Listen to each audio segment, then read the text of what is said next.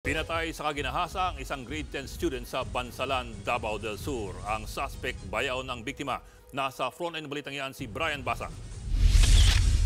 Sa unang tingin, parang isang karaniwang kwarto lang ito sa isang abandonadong bahay sa Bansalan, Davao del Sur. Pero sa ilalim ng mga damit at telang ito, ikinubli ang mga labi ng 15 anyos na si Abby Crizel Rami, grade 10 student. Natagpuan siyang patay pasado 1:00 kahapon. Ang suspect, ang bayaw ng biktima na si Bienvenido Arnejo, 20 anyos. Batay sa investigasyon, linggo ng umaga nang nangalakal si Abby sa naturang bahay kasama ang suspect.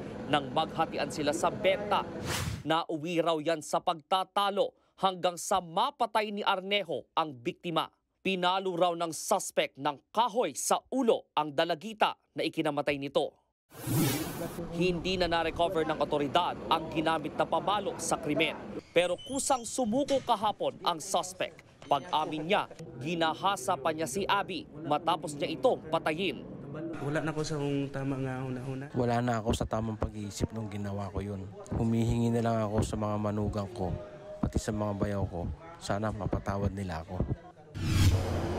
Desidido naman ang pamilya ng dalagita na idemanda si Arnejo. Sakit kayo, sakit kayo. Nag-describe na lang nila. Inaanak akong anak. Balik dire. Bangag na samad. Wala maging akong nagipasakitan akong mga anak. Nakakulong ngayon sa Bansalan Police Station ang suspect. Nagbabalita mula sa Frontline, Brian Basa, News 5. Mga kapatid, Julius Babaw po. Iba na ang may alam at may pakialam sa panahon ngayon.